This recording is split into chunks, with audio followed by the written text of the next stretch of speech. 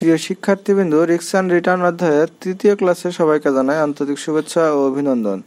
এই অধ্যায়ে আমরা গত পূর্বে দুটি ক্লাস করেছি। সেই ক্লাস দুটিতে আমরা প্রবাবিলিটি থাকলে কিভাবে এক্সপেক্টেড রিটার্ন, স্ট্যান্ডার্ড ডিভিয়েশন সহ কোএফিসিয়েন্ট অফ ভেরিয়েশন নির্ণয় করতে হয় সেই বিষয়গুলো নিয়ে বিস্তারিত আলোচনা করেছিলাম। সো তোমরা যদি ক্লাসগুলো মিস করে থাকো তাহলে অবশ্যই আমাদের চ্যানেল থেকে অথবা আজকের এই ভিডিও ডেসক্রিপশন থেকে সেই ক্লাসগুলো দেখে আসতে পারো। তাতে তোমাদের অঙ্কগুলো অনেকটা ইজি হয়ে যাবে, যে প্রবাবিলিটি থাকলে আমরা কিভাবে অঙ্ক সমাধান করব সে বিষয়গুলো তোমাদের সম্পূর্ণ ক্লিয়ার হয়ে যাবে। সো আজকে আমরা যে প্রশ্নটি সমাধান করব সেটি এনইউ বিবিএস ডিগ্রিতে 2017 সালে এসেছে। প্রশ্নটিতে বলা রয়েছে information on stock X and stock Y is as follows. অর্থাৎ এখানে স্টক এক্স এবং স্টক ওয়াই এর কিছু ইনফরমেশন দেওয়া রয়েছে। আমরা অন্যান্য অঙ্ক খেয়াল করলে দেখতে পাই যে আমাদের অঙ্কে প্রবাবিলিটির একটি মান দেওয়া থাকে, পাশাপাশি রিটার্নের মান দেওয়া থাকে, সেটি একটি বা দুইটি স্টকের। কিন্তু এই অঙ্কের ক্ষেত্রে আমাদের অঙ্কে কোনো প্রবাবিলিটির মান দেওয়া নেই। আমাদের প্রথমত দেওয়া রয়েছে ইয়ার, এরপরে আমাদের রিটার্নের মান দেওয়া রয়েছে। তাহলে আমাদের এইখানে যখন অঙ্কে প্রবাবিলিটি থাকবে না তখন আমরা কিভাবে অঙ্ক সমাধান করব? আমাদের রিকোয়ারমেন্টে যেটি বলা ছিল 1 নম্বরে, যে expected return of both stocks. So এইখানে প্রবাবিলিটি ছাড়াও এক্সপেক্টেড রিটার্ন চাইতে পারে, আবার প্রবাবিলিটি সহ এক্সপেক্টেড রিটার্ন চাইতে পারে। সো এক্সপেক্টেড রিটার্ন আমরা প্রবাবিলিটি ছাড়া থাকলে কিভাবে নির্ণয় করব সেটি আমরা আজকে দেখে নেব। তাহলে আমরা প্রথমত লিখব কি, রিকোয়ার্ড নাম্বার 1 এক্সপেক্টেড রিটার্ন বা ইয়ার অফ এক্স। এখানে আমরা লিখব সামিশন আর ভাগ হচ্ছে এন, অর্থাৎ আমরা আর এর সমষ্টি করব। আর বলতে এখানে এই 10 থেকে শুরু করে -6 পর্যন্ত যতগুলো আর এর মান রয়েছে সবগুলোকে আমরা এখানে যোগ করে নেব।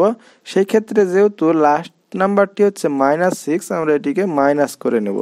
তাহলে আমরা প্রথম 4টি বা 5টি যেটি রয়েছে সেটিকে আমরা যোগ করব এবং লাস্টেরটি যেহেতু মাইনাস রয়েছে এখানে মাইনাস করব এবং আমরা এন বলতে সংখ্যা দ্বারা ভাগ দেব। এখানে কতটি বছর বা কতবার রয়েছে সেটি দ্বারা আমরা ভাগ দেব। যেহেতু এখানে 6টি আর এর মান দেওয়া রয়েছে, আমরা এখানে 6 দ্বারা ভাগ দেব। দিলে আমরা আমাদের প্রত্যাশিত আয়ের হার বা এক্সপেক্টেড রেট অফ রিটার্নের মান পেয়ে যাব। তাহলে আমরা এখান থেকে একটি বিষয় বুঝলাম যে যদি অঙ্কে প্রবাবিলিটি না থাকে তাহলে আমরা সবগুলো আর এর মান যোগ করে সংখ্যা দ্বারা ভাগ দিলেই আমাদের এক্সপেক্টেড রিটার্নের মান বের হয়ে আসবে।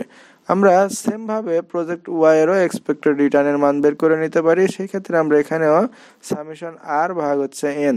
তো এইখানে যেহেতু দুইটি মাইনাসের মান দেওয়া রয়েছে, একটি হচ্ছে -10 এবং আরেকটি হচ্ছে -8, তাহলে আমরা 4টি মান যোগ করব এবং এই দুইটি মান আমরা এখানে মাইনাস করে দেব। দিলে আমরা যে মানটি পাবো সেটি হচ্ছে আমাদের expected rate of return project Y. এখন আমাদের অঙ্কে দ্বিতীয় রিকোয়ারমেন্টে যেটি বলা ছিল যে standard deviation of both stocks. আমরা প্রবাবিলিটি থাকলে কিভাবে স্ট্যান্ডার্ড ডিভিয়েশন নির্ণয় করব সেটি দেখেছিলাম গত ক্লাসে। আজকে আমরা দেখব যে প্রবাবিলিটি ছাড়া কিভাবে স্ট্যান্ডার্ড ডিভিয়েশন নির্ণয় করতে হয়।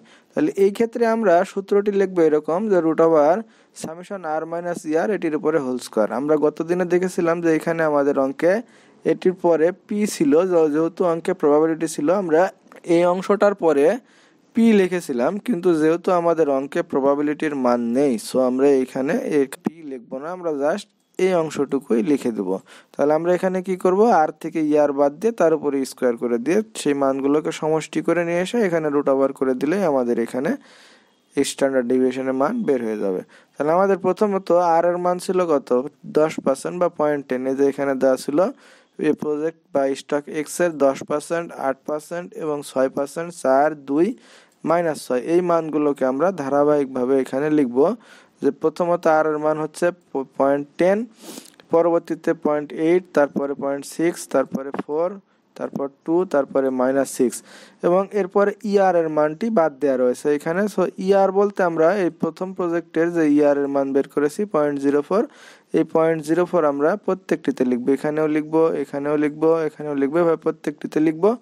লেখার পরে আমরা এই 0.10 থেকে -0.04 বাদ দিয়ে দেবো, দিয়ে এটিকে স্কোয়ার করে দেবো। দিলে আমাদের এখানে মান আসবে 0.0036।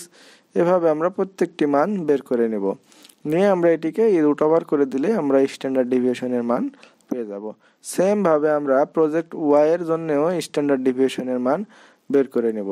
এখন আমাদের 3 নাম্বার রিকোয়ারমেন্টে যেটি বলা ছিল যে portfolio return if invested equally in both stocks. এটি হচ্ছে আমাদের সবচাইতে গুরুত্বপূর্ণ একটি রিকোয়ারমেন্ট। অনেকেই আমরা এই রিকোয়ারমেন্টটি না বোঝার কারণে করতে পারি না বা ভুল করে ফেলি যে আসলে এখানে আমাদের কি চাই আর আমরা কি করে বসি। তাহলে আমাদের এখানে পোর্টফোলিও রিটার্ন চেয়েছে if invested equally in both stocks, অর্থাৎ এখানে যেহেতু স্টক হচ্ছে দুইটা এবং সেই দুইটা প্রজেক্টে বা দুইটা স্টকে যদি বিনিয়োগের পরিমাণ সমান হয়, এখানে বলা আছে ইনভেস্টেড ইকুয়ালি অর্থাৎ বিনিয়োগের পরিমাণ সমান। অর্থাৎ আমি যদি প্রজেক্ট এক্সে 1 টাকা বিনিয়োগ করি তাহলে প্রজেক্ট ওয়াইয়েও 1 টাকা বিনিয়োগ করব। আবার প্রজেক্ট এক্সে যদি 100 টাকা বিনিয়োগ করি প্রজেক্ট ওয়াইয়েও আমরা 100 টাকা বিনিয়োগ করব। তার মানে এখানে বিনিয়োগের পরিমাণ হবে সমান। তাহলে আমাদের পোর্টফোলিও রিটার্ন কি হবে? আমরা প্রথমত দেখে আসি যে পোর্টফোলিও রিটার্নের ফর্মুলাটা কি। পোর্টফোলিও রিটার্ন যখন আমাদের বের করতে বলবে, এটির ফর্মুলাটা হচ্ছে WX into ERX WY into হচ্ছে ERY, অর্থাৎ W বলতে ওয়েট বোঝায় আর ER বলতে এক্সপেক্টেড রিটার্ন অফ এক্স। আমরা এক্সপেক্টেড রিটার্নের মান বের করেছি এক্স প্রজেক্টের 0.04 এবং প্রজেক্ট ওয়াই এর বের করেছি 0.06। আমরা এখানে এক্সপেক্টেড রিটার্নের জায়গায় এই মানটি লিখে দিতে পারি 0.04 এবং 0.06। এখন হচ্ছে WX, W বলতে ওয়েট বোঝায়, অর্থাৎ আমরা এই ওয়েটের মানটি আমাদের প্রশ্নে দেয়া থাকে না, কিন্তু কিছু ইনফরমেশন দেয়া থাকে যেটির ভিত্তিতে আমরা এই ওয়েটের মানটি বের করে নিই। এখন বিষয় হচ্ছে যে ওয়েটের যোগফল হচ্ছে সবসময় হবে 1। তাহলে আমরা এই 1 মানটাকে কিভাবে বের করে নিয়ে আসবো, এটি আমরা এভাবেও করতে পারি। এখানে সেভাবে করে দেওয়া নাই যদিও। আমরা যদি আমাদের প্রজেক্ট দুইটি হয় তাহলে আমরা এই 1কে ভাগ দেব 2 দ্বারা, কারণ হচ্ছে আমাদের এখানে বিনিয়োগের পরিমাণ হচ্ছে সমান। যদি আমরা 1কে 2 দ্বারা ভাগ দিই তাহলে আমাদের ভাগফল হবে 0.5 এবং 0.5, কারণ দুইটি প্রজেক্ট, তার মানে এখানে এটিও হবে প্রজেক্ট এক্সও হবে 0.5 আবার প্রজেক্ট ওয়াইও হবে 0.5। যদি 3টি প্রজেক্ট হতো তাহলে আমরা 1/3 দিতাম, যদি 4টি প্রজেক্ট হতো 1/4 দিতাম, কারণ এখানে বিনিয়োগ সমান বলা রয়েছে। যদি বিনিয়োগ সমান হয় তার মানে এদের ওয়েটগুলো সমান সমান হবে। যদি এটার ওয়েট 0.5 হয় এটির ওয়েটও 0.5 হবে, কারণ আমরা ওয়েটের যোগফল সমান সমান জানি 1।